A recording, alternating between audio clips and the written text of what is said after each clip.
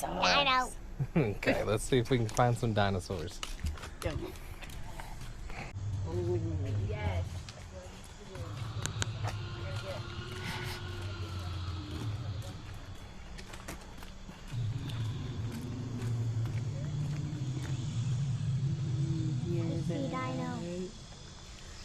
When you were little and you ran up here, you said, I hear a big roar. Yeah. Big roar. That's what you called them when you were little, big roars. And then you got closer and you tried to run away. I have a picture of you running from the growling.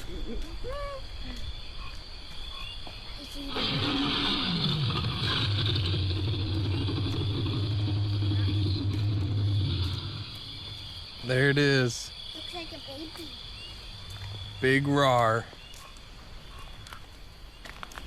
Big roar. Tyrannosaurus Rex. Told you there might be a T-Rex. Oh no, you asked if there's gonna be a D-Rex soon. Oh, it's so cool.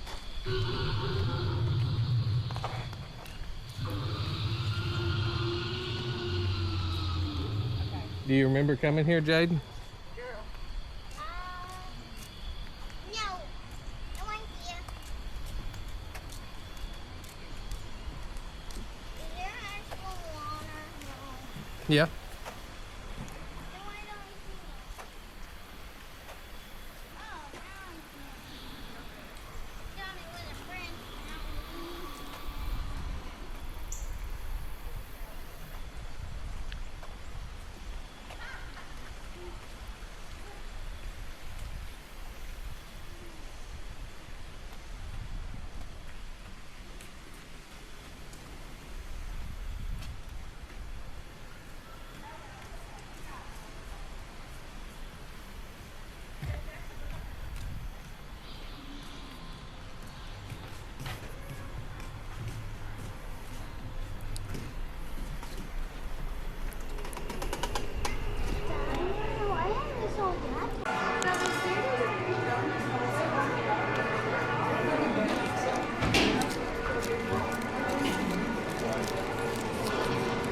Might remind him of Hoodie. We're gonna be gold the whole time.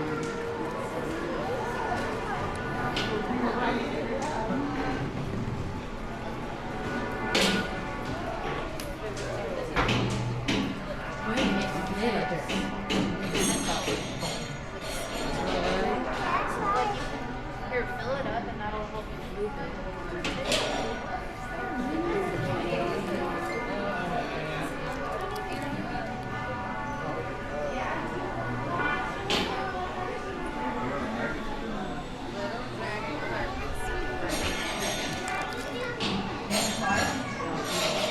I don't know. It's magnetic.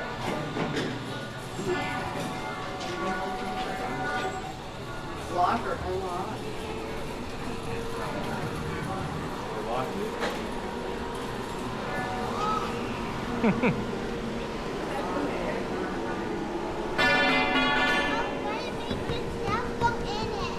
Oh, that's how you do it.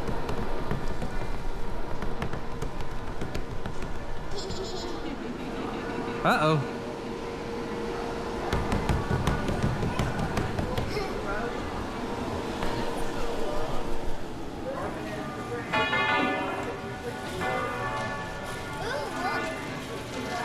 Yeah.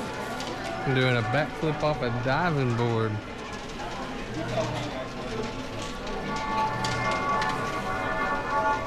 This is just like the one that you do at the bird museum.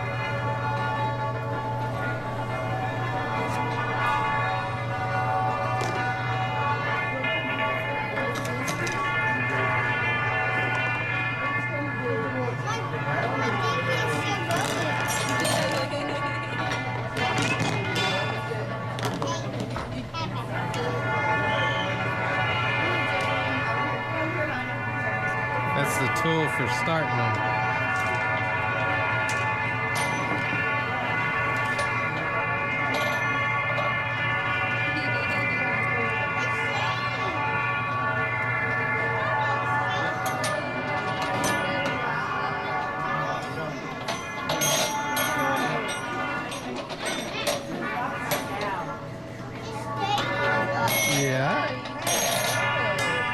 cool.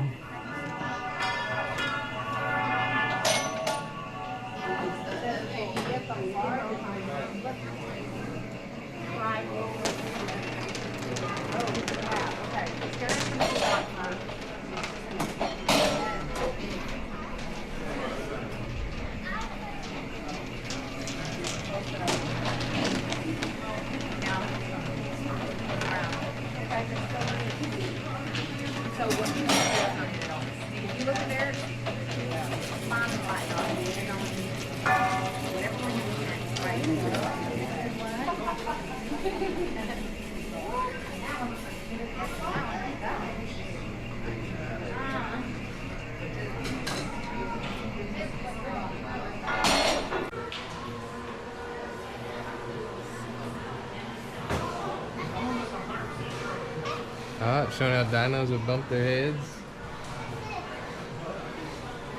You gotta look through the stained glass. Yeah, you gotta look through the glass on the wall, and when you spin it, it changes colors.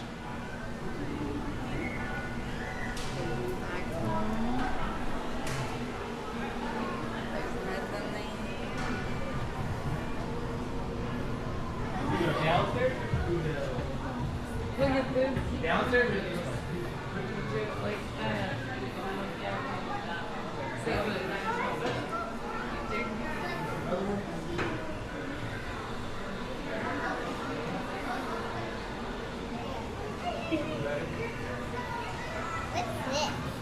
Showing different fossils. About the Bone Wars.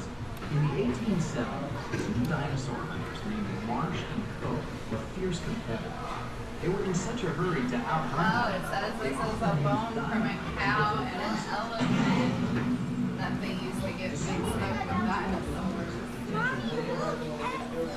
Oh yeah? It shows them wiggling, huh? Mommy, I control Eddie. That is cool. Look, Mommy, I control Eddie.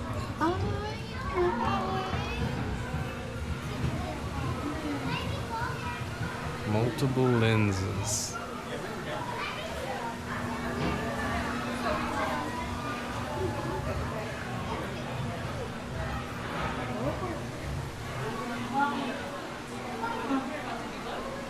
Each square says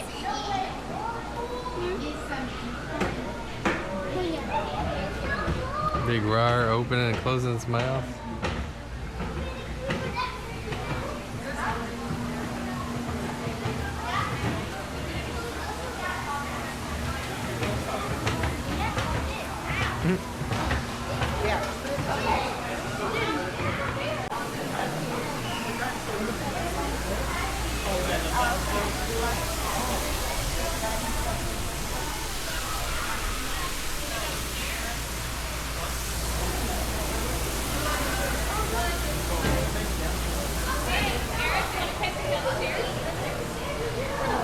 Oh, actually, it looks like we're stopped at the cave. You don't know.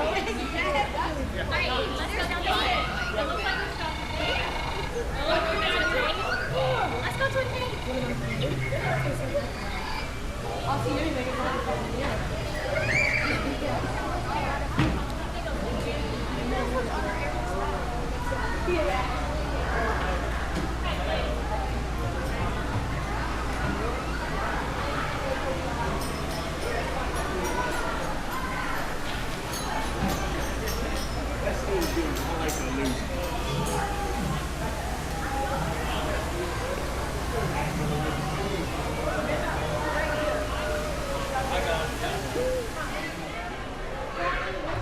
the spring feels weird. Spring feels weird. What? You can't even touch the spring. It's not even there. Optical illusion. All done with mirrors. Oh, you gotta try to move. Everything's mirrored, so you gotta. Touch the spring. Is it up above it? Please put it that way.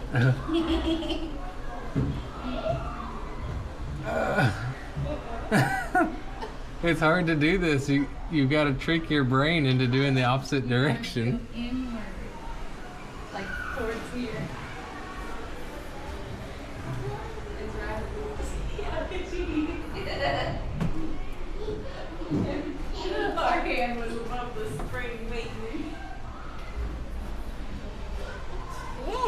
Hello. Hello. Oh, I'm in a picture.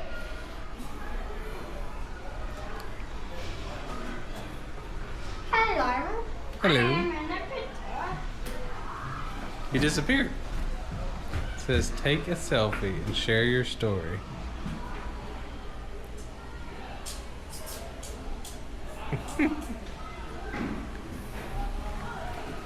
That's hard to do, huh? Yeah, you gotta think about You it. gotta like switch your brain backwards. Dad, look, I can touch the wing. Sissy. I'm touching the wing. Daddy, I can touch I see that reaching down there. This is the biggest one that they turn on. We're gonna see it make lightning. And they're gonna do some other electrical tricks and stuff with electricity, and they're gonna make electric bolts jump over and power on light bulbs. And that's what they call a Faraday cage. It helps keep electric signals caged up so they don't get out and shock us. It's gonna be cool, huh? You like Sissy's new hat? She got that from the Wax Museum. In one of our other videos, if you watch it, that's where she got that cool hat. This is Yeah, awesome. Yep. This is still in Hot Springs, Arkansas, and this is just one of the shows that Mid-America Science Museum does. That's Nikola This is who Tesla. created it.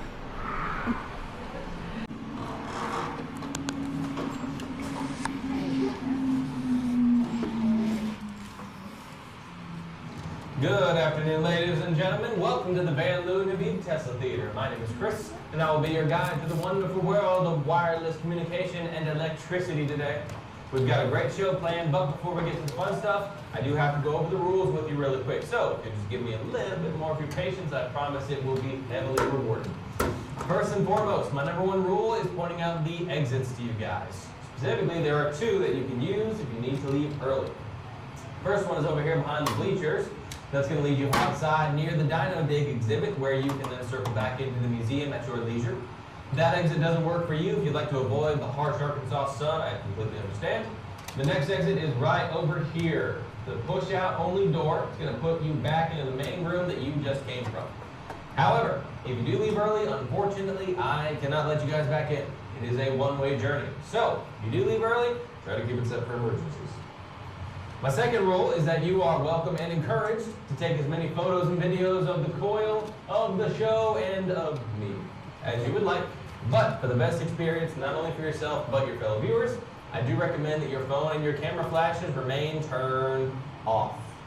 It's kind of hard to see all the pretty sparks whenever there is a giant flashbang in your face. My third rule, and arguably my most important rule, is that this is an incredibly powerful coil we're standing next to. It's also very loud. However, you guys have done a fantastic job at bringing your own ear protection in the form of your hands.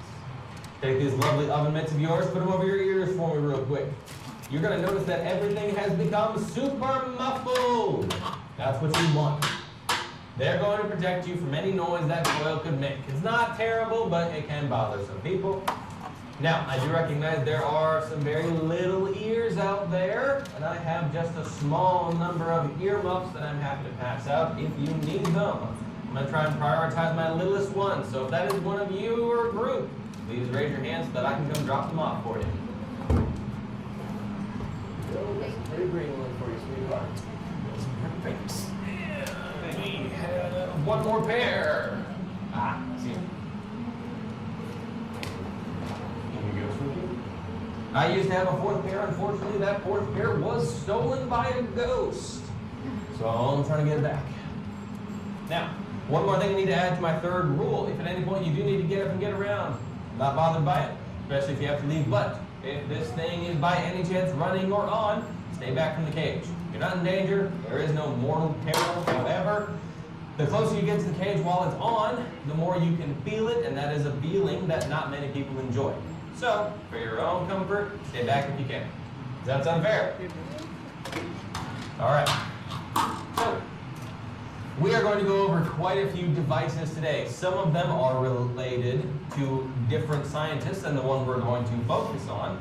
But as you can tell, the gigantic machine to my right and some of my little tools up here, including what's underneath my secret black cloak, these are all the brain children of one specific scientist who we'll get to in a moment. But first and foremost, you guys came for the fun as much as you came for the science, and I aim to deliver on both ends. So, really quick, I'm going to flip this on, and I'm going to insert this key and turn on my machine.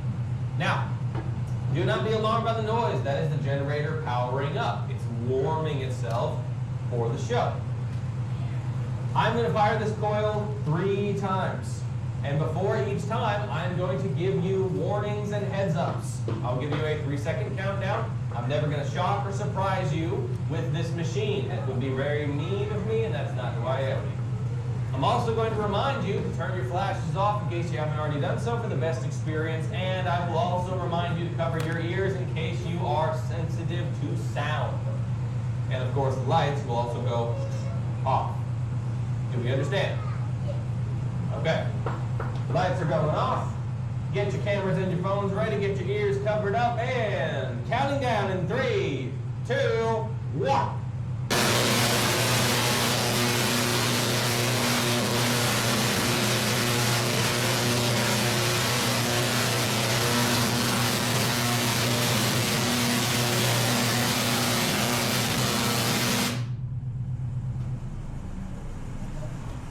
You didn't expect to see all the fun stuff at the very beginning, did you? That, ladies and gentlemen, is the world's most powerful conical Tesla coil at 1.5 million volts of electricity. We won that record back in 2007 from World Guinness, and no record has broken it since.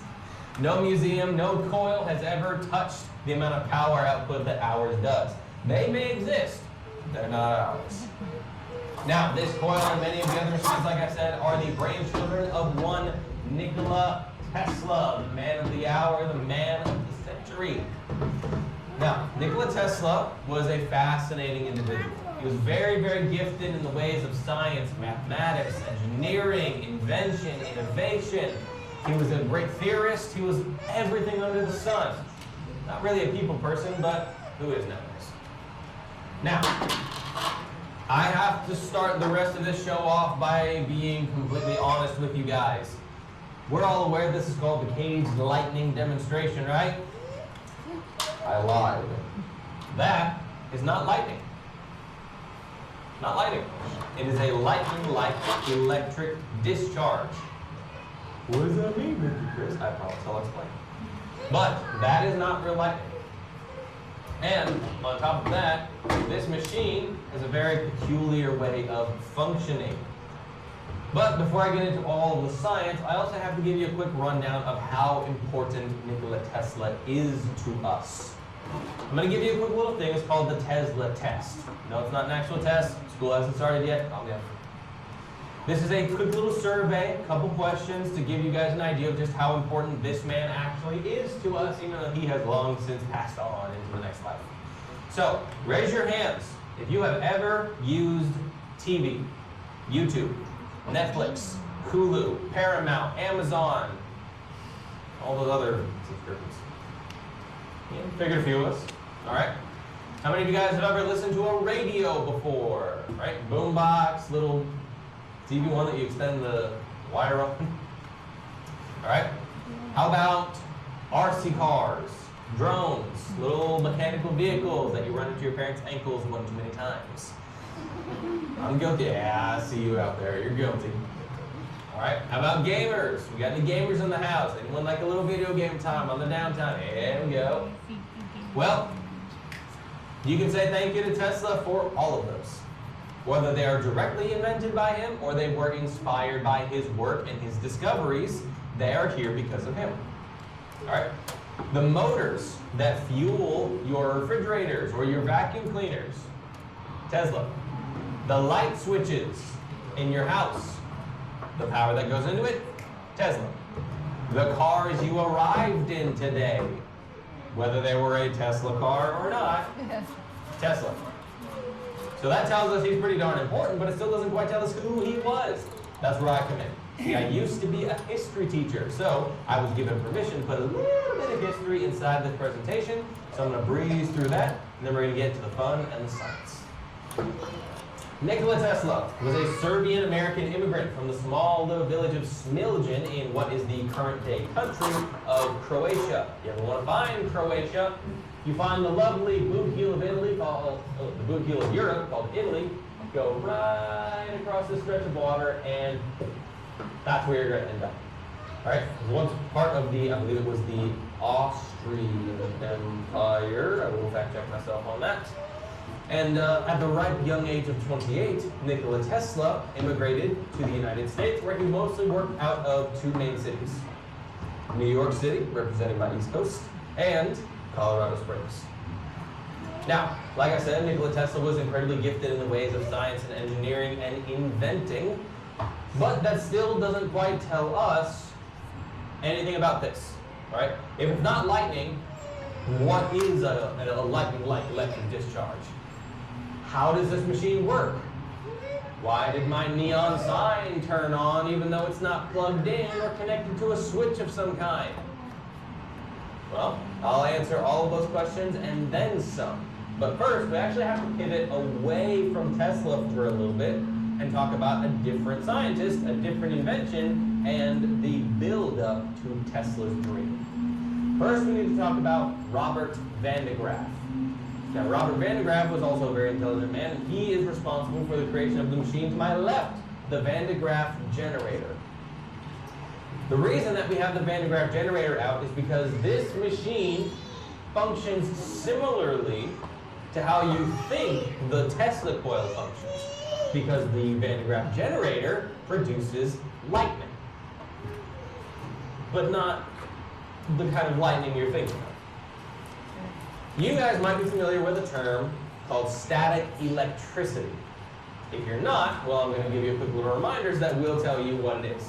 You've ever taken a balloon and you've rubbed it on your hair, and then your hair started following the balloon all over the place. That is an example of static electricity.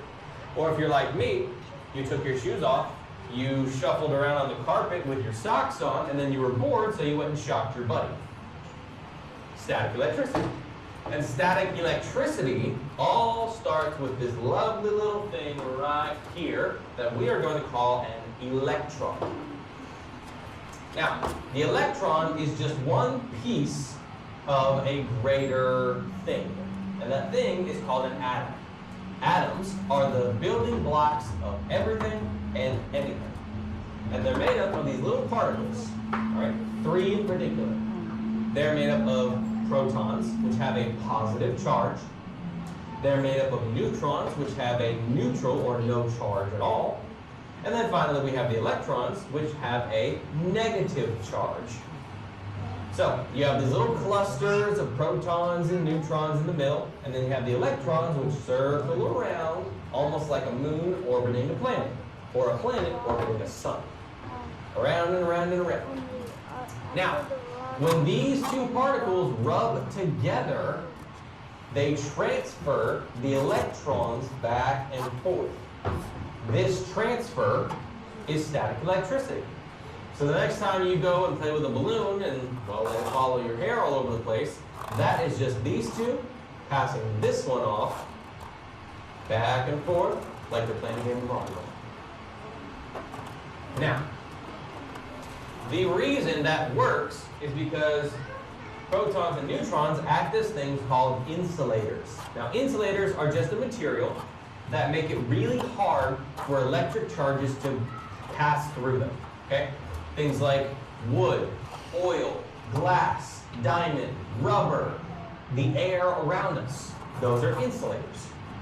On the flip side, you have conductors, which make it really easy for those charges to get through, right? Copper, silver, gold, seawater, steel, the human body. They're really, really good conductors, right? If conductors are an open freeway that you can do 150 down and not get pulled over, well, insulators are rocky, bumpy, tree-covered back roads. Very different from each other. And the way that those two produce, well, I'm going to use an example. I want you you guys to imagine my Van de Graaff generator, especially the silver ball right here, as a storm cloud, okay? So you have water droplets and ice crystals that rub together in the cloud layer. And when they rub together, they essentially scrape the negative charge of the electron and drop them down to the ground. And then the positive charge stays up here in the ball, or the cloud. And the air between them does a really good job of keeping those particles apart for a while. The key term being a while. It's not forever, because eventually the magnetism, the pull, the power between these two particles eventually becomes so great, so strong, that they come crashing back together, and that's when you get lightning strikes. So the next time you're driving through a storm and you see those lightning bolts fork across the sky right after you hear the thunderclap of thunder, you know what it is. It's just these two particles being so charged that they just, that. I'll get that later. So that is lightning in a nutshell.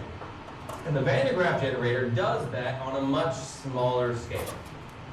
Now what I'm going to do is I'm going to do a little bit of maintenance on this thing really quick, and then I'm going to show you what it will do. But first, I need to explain what it will do. So this silver ball right here covers up a rubber belt that is being pulled over plastic rollers. Now, when those plastic rollers move the belt is getting scraped by a small piece of metal. And that is essentially scraping the negative electrons down into my box below, while leaving the positive charges up here in the ball, just like the cloud. So, they're held apart. And unlike normal circumstances, like a storm, they're not allowed to come crashing back together until I use my magic wand. But before I do that, I need to conduct my maintenance. Now, the maintenance for this is actually very simple, but it's a little tedious. This right here is a hair dryer. And no, it is not for my hair, despite the fact that it is a tangled mess. What I need to do is I need to dry off my belt. And the reason I need to do that is because, if you haven't noticed, this room is really cold, right? There's a reason for that. Keeps our electronic equipment from overheating. However, it's very hot outside, so you get this issue where there's humidity in this room, and that humidity messes with the Van de Graaff machine, on top of it being a really old machine. So when there's humidity, there's essentially a back door for this machine to let those particles kind of float off into the air, and then it doesn't work properly. What I do is I dry off the belt, and by drying it, I make sure that those charges don't have an easy way to come together without giving you guys a good show. So I've got to stand here for a minute, dry this off, ever so slowly.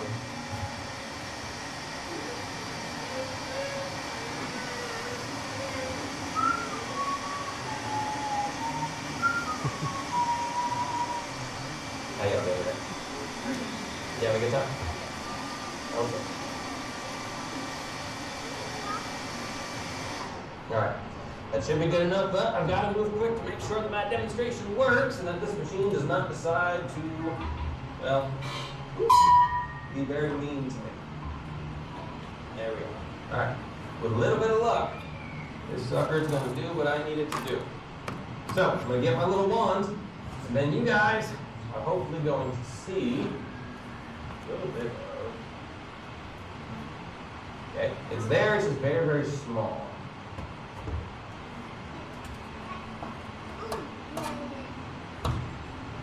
A little hard to see right now. It is working just a smidge. So if you've ever seen the little lightning bolts of static electricity, let's say you've been playing on a playground and all of a sudden you just touch a piece of metal and it zaps you. Believe it or not, static electricity is lightning. It's just incredibly small and not terribly harmful. There we go. Now it's going to pick up a little bit.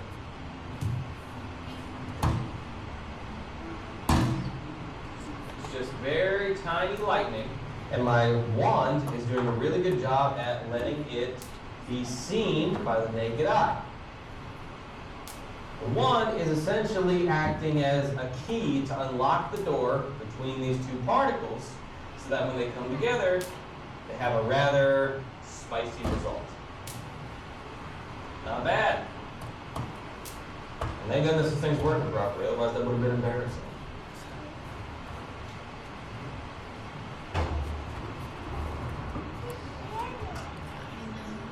Now, there are quite a few demonstrations I could show off. However, I also realized that not all of them like to work, especially when I've done it once. So we're going to put the Van de Graaff machine away for now.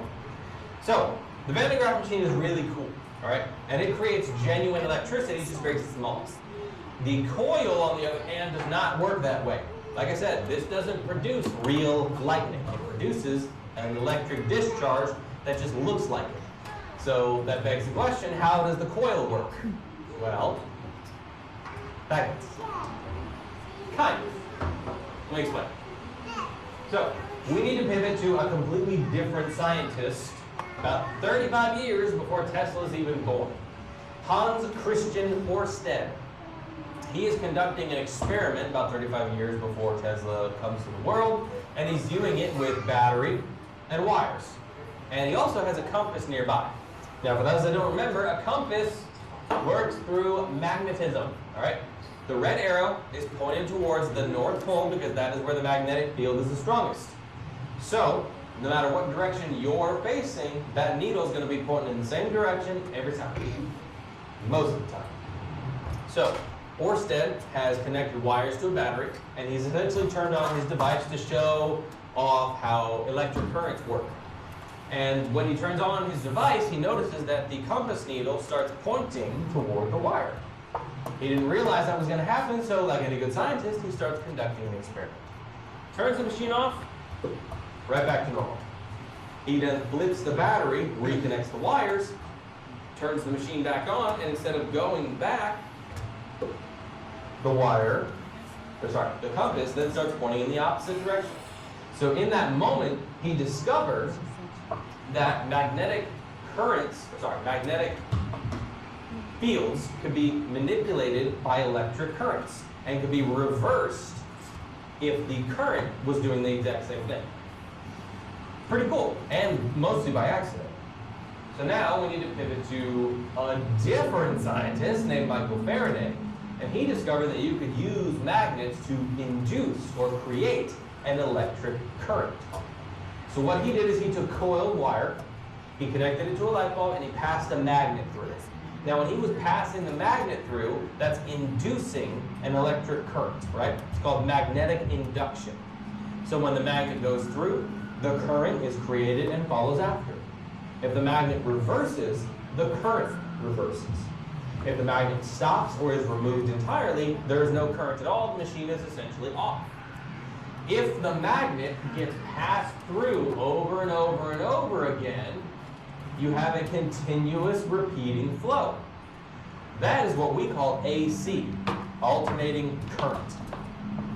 Alternating current is what Tesla believed he could use to power the world. And when I say the world, I'm not being dramatic, I mean the world.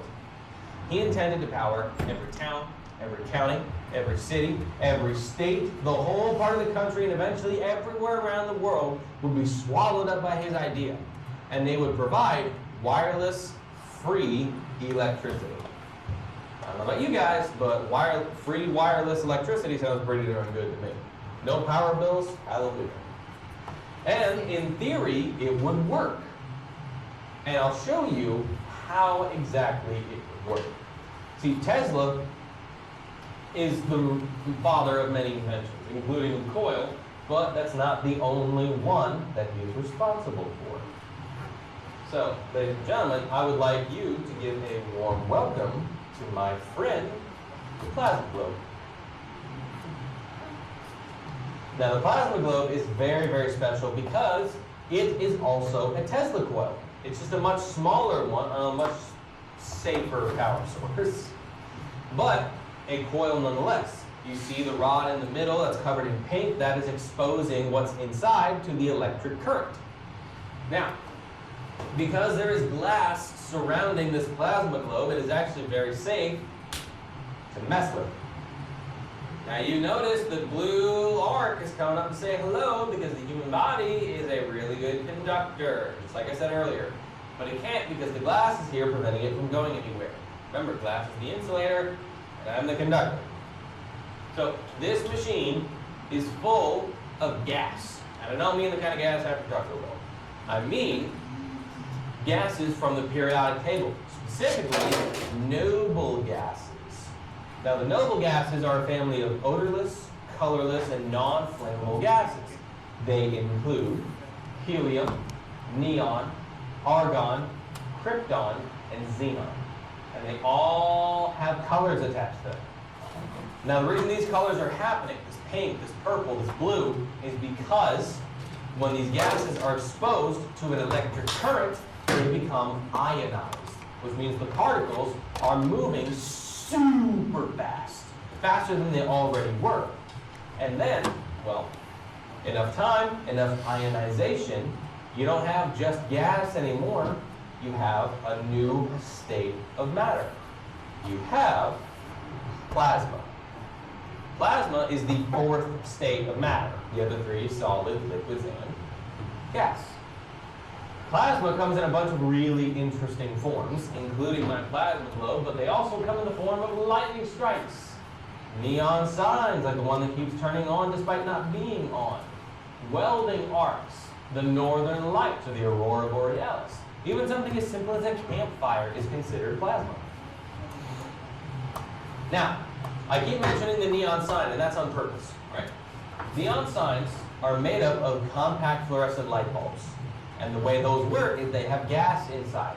And when that gas is exposed to an electric current or an electromagnetic field, they will turn on. They ionize and they glow. Now, the CFL, compact fluorescent light bulb, is based off of an early light bulb designed by Tesla. Yeah, it's not Edison that made the bulb, it was Tesla. Edison just had the more popular design. This is an example of a CFL. And when you get this thing near an electromagnetic field, say from a plasma globe, well, so say Tesla, that's what it'd be like. You'll notice, no contact, no connection. You can touch it, and it will glow brighter because of it, but there is no need for a plug-in. Sort of. Because if you notice, the further away you get, the less power you get. So there's a distance problem. Tesla's idea would work in theory, but, well, far enough away, nothing works. That's why we have power lines. That's why we have connectors. That's why we have pylons. We still use AC for our power grids, but we need things to get them from point A to point B all the way to point Z. And being an example of a conductor, I can transfer the power to the light and also live out my dream of serving the Jedi Order. Star Wars lovers, eat your hearts out, and I've only got one thing to say in response to you. Jedi. So, this was Tesla's idea, more or less. He wanted to make Tesla coils as powerful as this one, maybe more powerful the size of watchtowers, lighthouses. And they would create such large electromagnetic fields that they would power everything inside of them. And in theory, it would work. In practice, not so much. So I want you to imagine this machine right here going off 24/7, 365, all day, every day, and imagine it without the cage. If that's a concerning thought, congratulations. It's meant to be. I'm going to go ahead and give my quick little warnings. Ears covered, latch off. Make sure you are ready. 3, 2, 1.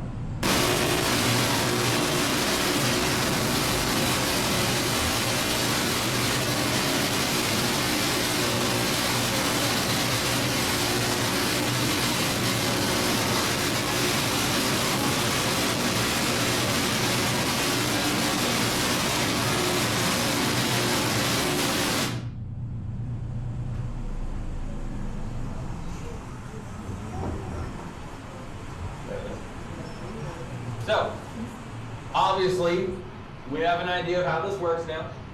We understand that that is not lightning. Does that look any more safe because it's not lightning? No, I wouldn't say so. There's a reason we have this gigantic thing around our coil, and this is called a Faraday cage, created by Michael Faraday. Michael Faraday discovered that if you have grounded metal between you and an electric charge, well, it's going to find the grounded metal every single time. As long as that cage is there, we are perfectly safe. Without that cage, well, Emperor Palpatine, anybody? Not great for your skin. That's going to turn me from Chris into crispy chicken in the span of 3 seconds, and I prefer being uncrispy. So, we have this cage here to help keep us safe and to keep the vaults of electricity inside, to keep the electromagnetic field inside, to keep everything inside.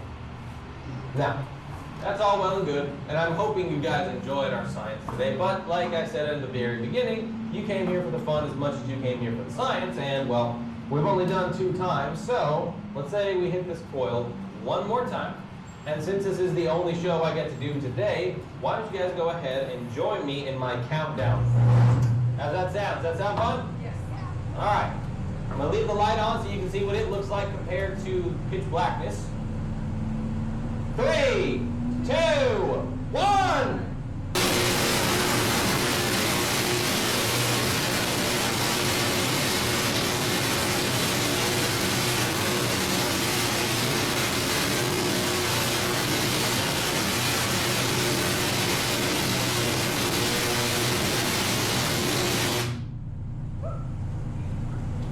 Ladies and gentlemen, before you get up and get around, first I must say thank you so much for joining us here in the Vanloo and the Nave Tesla Theater for our cage lightning demonstration. Before you get up and get around, if you have any trash, please make sure that trash leaves with you out the main door. I'll open that in just a moment. And anyone who is interested in coming up to get their photo taken with my lovely little plasma globe, you are 100% welcome to do so, as long as it is one at a time, in a single file line, so that everybody has their chance in the spotlights. And with that, thank you for enjoying the show.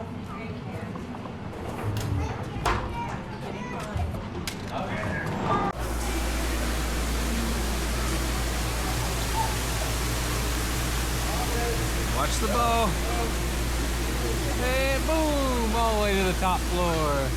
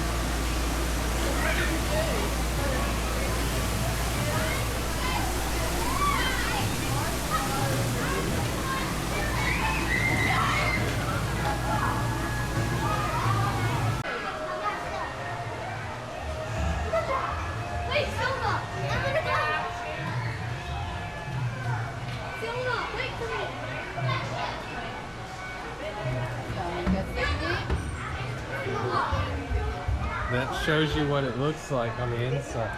So this is where you start. You go through here, go across the rope, down a slide, through some chambers down here, come across another rope, and another rope, and then come out the door right there. Go through. I'm scared. Go through it. I'm scared. Let's go through it. don't know how easy it is.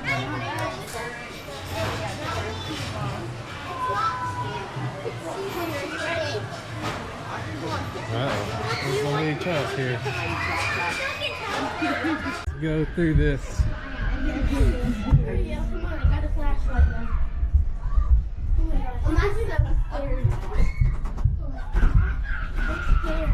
It's good. You gotta be able to crawl through 36 inches. Okay, are we going or are we going back in? Yeah, let's see if that one's strong. Have you done it before? I saw Coco. It's like, come on, it's strong.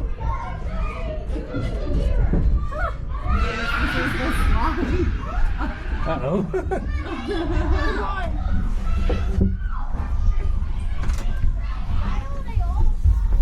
I don't know. Everybody stop, go down. Do not go down the fountain. I swear to go down the fountain. Oh, you're not. We're not going in. Yeah. That was not as enjoyable. Just go, people. Oh, more tunnels.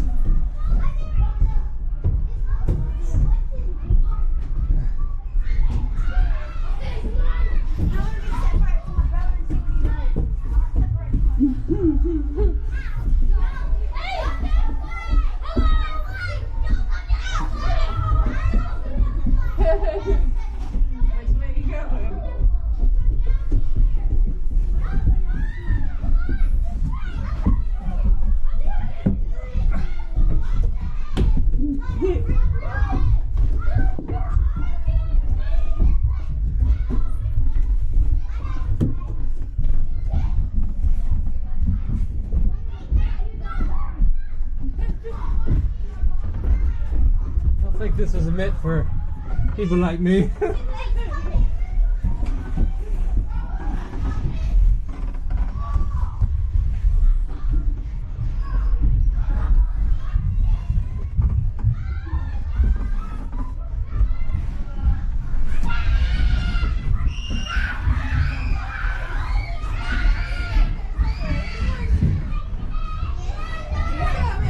Where y'all at?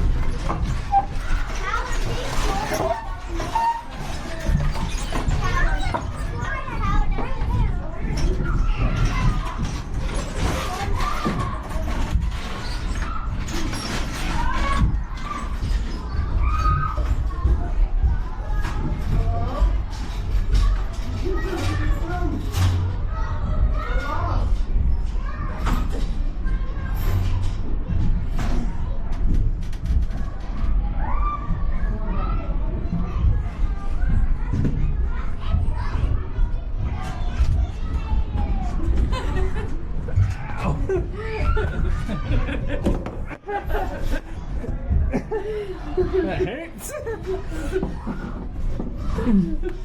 It's very painful. That was really cool though.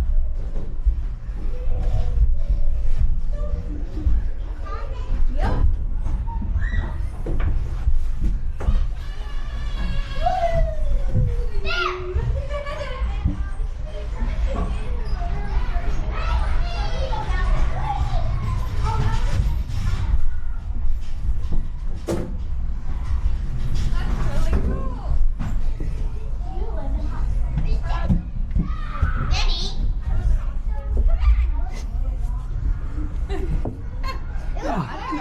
Dark in there. Huh. That was tough. Yeah. A lot tougher than it seemed. Oh, did you see the spring, Sissy? Jade. There's the spring. And here's a dinosaur footprint.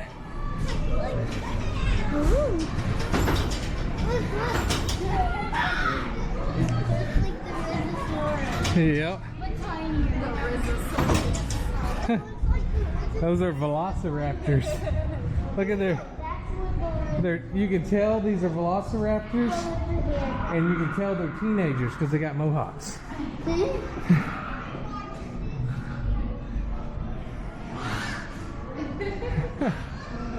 All right, I guess we need to get our More shoes. dinosaur that way, April 25th to August 16th.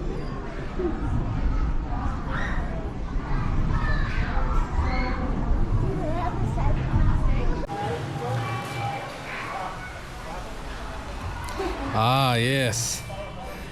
The book club. What you doing there? I don't know. I think you sit down and read books. It's a reading tree. For your tree of knowledge.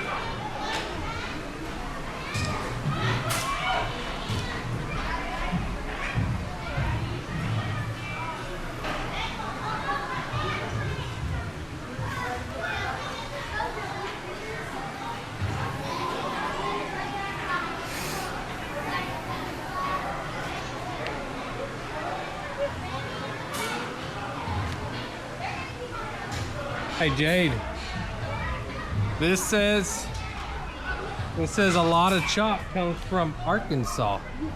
I didn't know that. It says it's found in southwest Arkansas. Oh, I see. See, look, right down here. Huh, right by Millwood Lake, where we did our first video ever, is where they find a lot of the chalk. I didn't know that. That's where they mine a lot of chalk. So if you ever watch our first ever video, we were right there where they make chalk. I'm going back through the tunnel. Okay, go Okay, ahead. go ahead. Build it,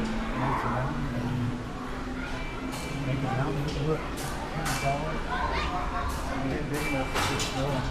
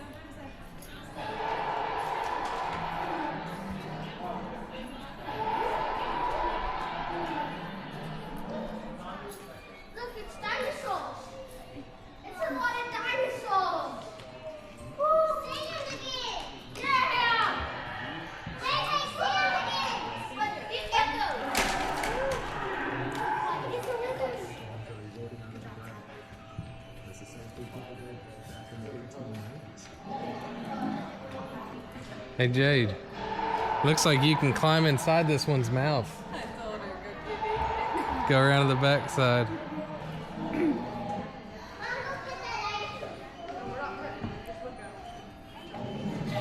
Oh, scary.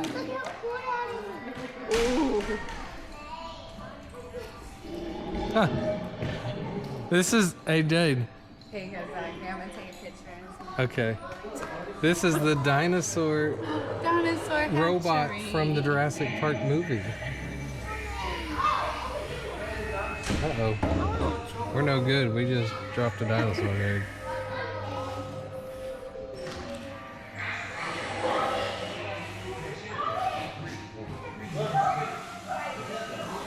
You want your picture in T-Rex?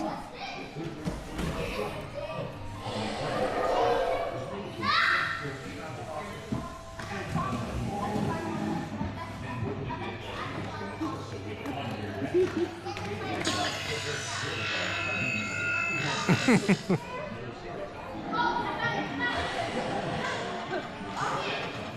to find my way back down.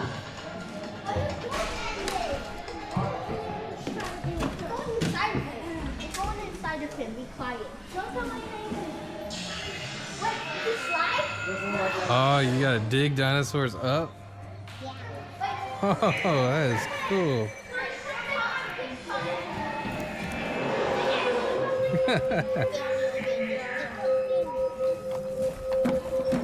Easy. Triceratops is Greek for three-horned fish, but this dinosaur actually has There he is. Oh, his glory.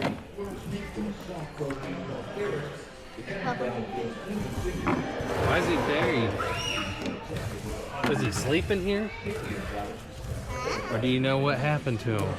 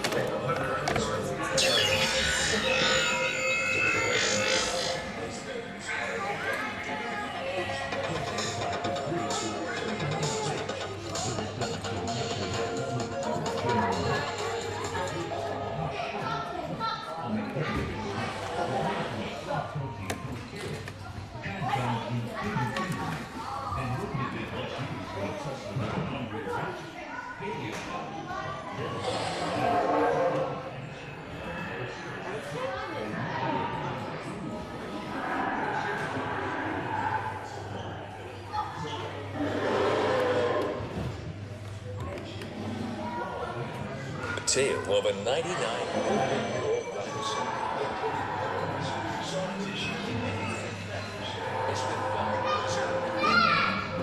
Researchers believe it belongs to a juvenile Silurosaur, part of a group of theropod dinosaurs.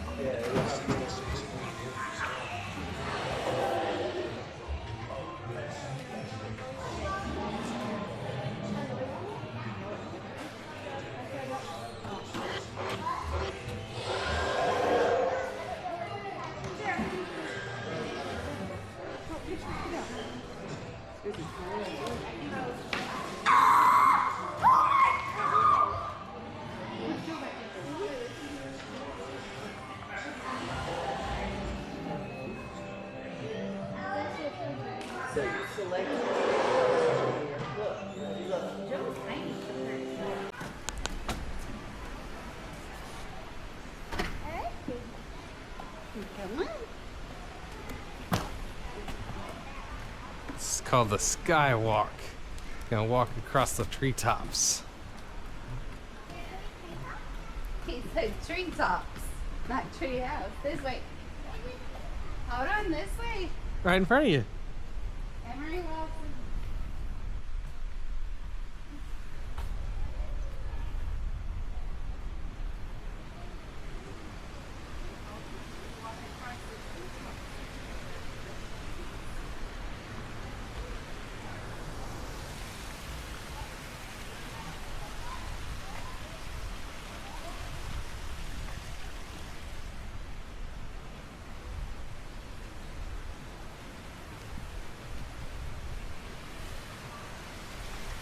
Look at them giant goldfish.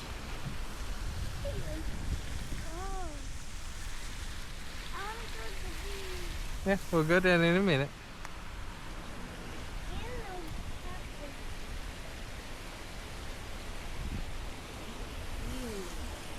I wonder if that's a natural spring that's running this or if they're physically pumping water. It's July and it's hot. They're probably doing it since it's back here. That water's running in front of the building, under the building, and then all the way down to this lake back here.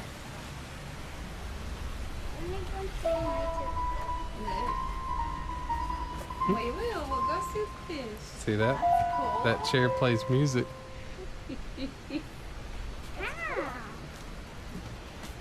Yeah, touch both plates at the same time.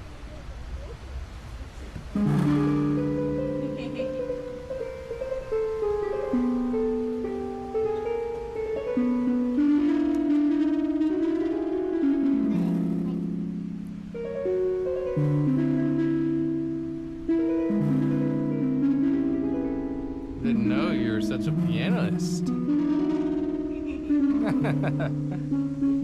That's cool.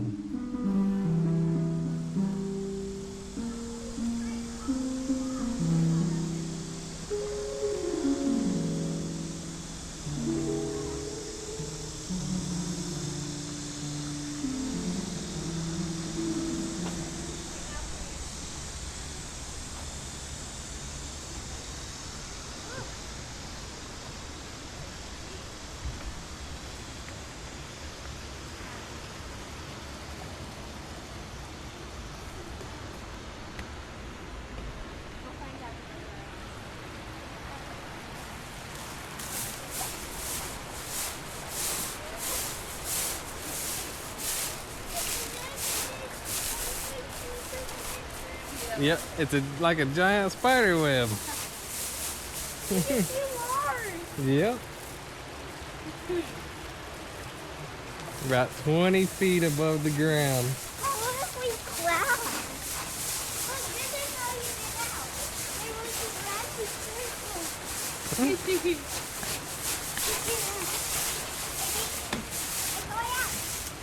When you were a baby, I was terrified to have Daddy put you on here. Daddy ran on here with you. I was scared.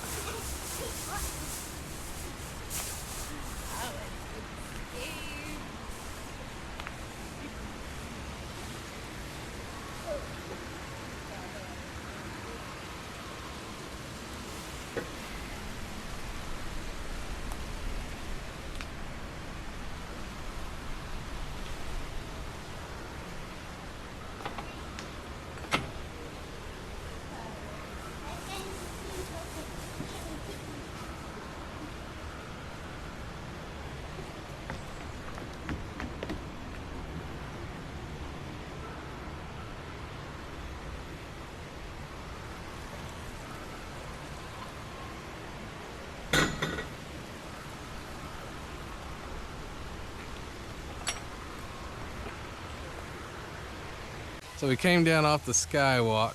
That's right over there. You can see how tall it is. Probably about 3 stories probably. And they've got a huge net that you can climb on. It's pretty cool. And it kind of goes over this waterfall. And this little creek runs down and feeds into this pond with a neat fountain. Water's pretty low right now. Normally all this is filled with water. So it's pretty cool. But there are goldfish down there and you can see them swimming around.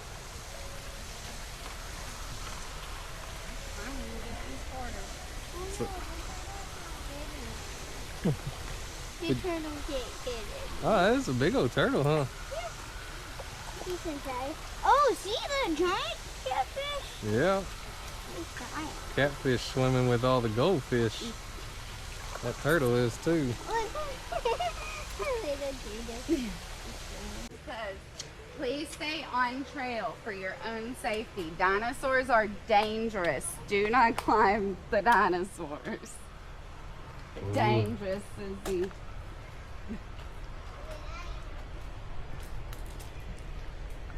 We're at Mid-America Science Museum, and out back they have a dinosaur trail. It's supposed to be dinosaurs out here.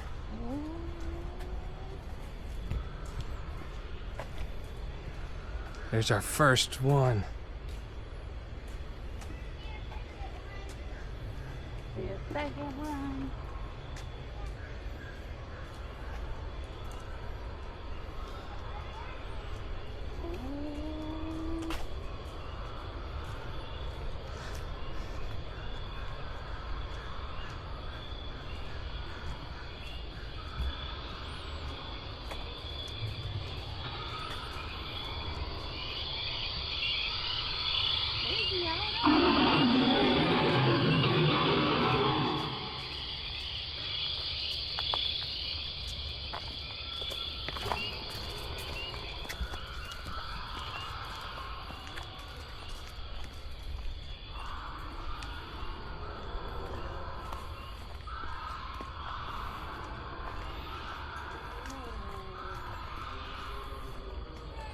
Spinosaurus. Busy. Spinosaurus. She's trying to hurry. Girl. But you're gonna miss the dinosaur. I see.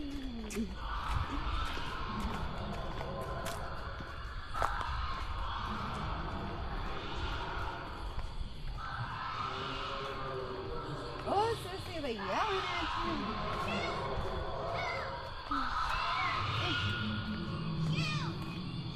They're yelling at you.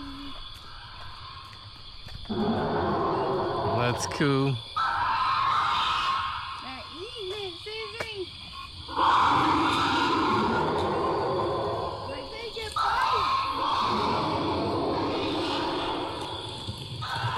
That's cool.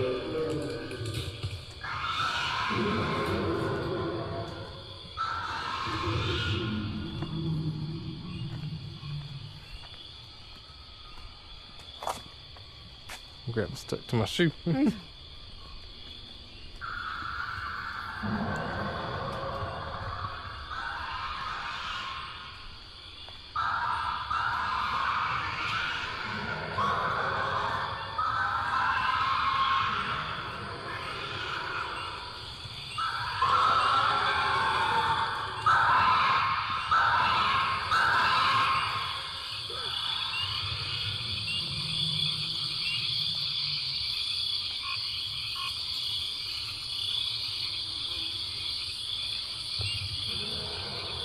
Shade Emery.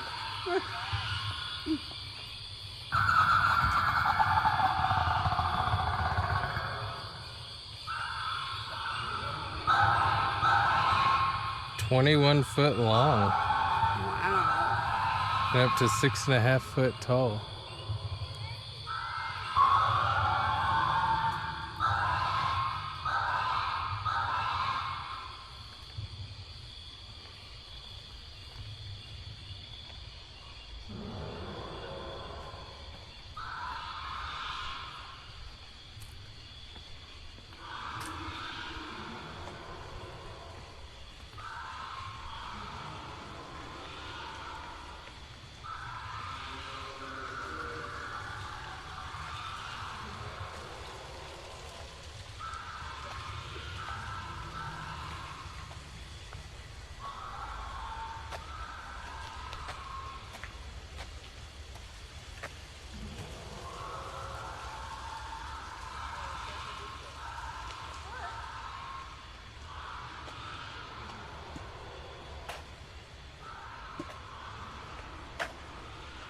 That's cool. At the end of the trail, comes out where you can watch the fountain with a giant tree branch in the way.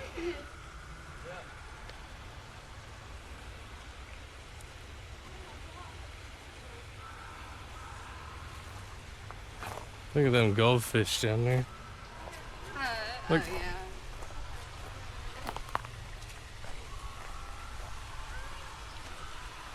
Oh, he found a little smart way.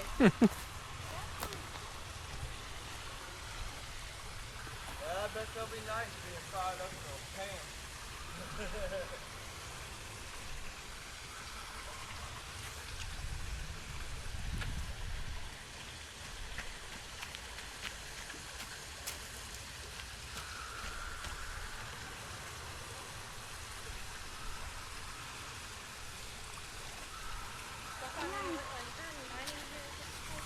America's Science Museum. Did you have fun, Jade? Yeah. That's So lots of fun, huh? do you recommend it to other kids your age? Yeah. What was your favorite part? You don't know? Maybe the dinosaurs or the gift shop? It is cool. If y'all are in the Hot Springs area, I suggest y'all coming out here and check this place out. Thank y'all, and we'll see y'all in the next one.